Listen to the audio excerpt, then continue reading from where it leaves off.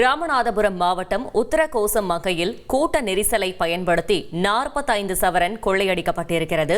உத்தரகோசம் மங்கையில் கோயில் கும்பாபிஷேக கூட்ட நெரிசலை பயன்படுத்தி மர்ம நபர்கள் கைவரிசையில் ஈடுபட்டிருக்கிறார்கள். இது பற்றின மேலும் தகவலை செய்தியாளர் சோனைமுத்தன் வழங்கிட கேட்கலாம். சோனைமுத்தன், வணக்கம். இந்த கொள்ளை சம்பவம் தொடர்பான மேலும் தகவல்களை சொல்லுங்க.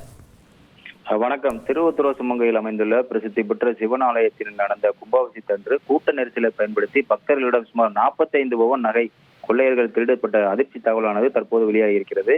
அதாவது ராமநாதபுரம் மாவட்டம் திருவொத்தரோசமங்கையில் அமைந்துள்ள உலக பிரசித்தி பெற்ற மங்களேஸ்வரி சமேத மங்கள்நாதர் ஆலய கும்பாபிஷேகம் கடந்த 4ஆம் தேதி வெகு விமர்சையாக கொண்டாடப்பட்டது.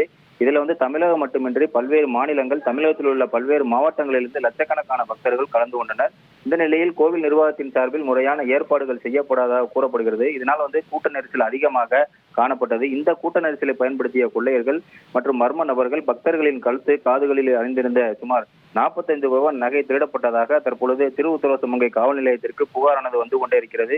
கூட்ட நெரிசலை பயன்படுத்தி கொள்ளையர்கள் பிரசித்தி பெற்ற ஆலயத்தில் நடந்த கும்பாபிஷேக விழாவில் நகைகளை திருடப்பட்ட சம்பவம் அதிர்ச்சி தகவலானது தற்போது வெளியாகி இருக்கிறது.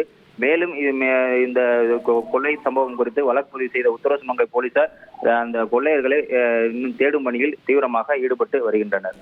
தகவல்களுக்கு நன்றி சோனைமுத்தன். செய்திகளை உடனுக்குடன் தெரிந்து கொள்ள உடனே சப்ஸ்கிரைப் பண்ணுங்க.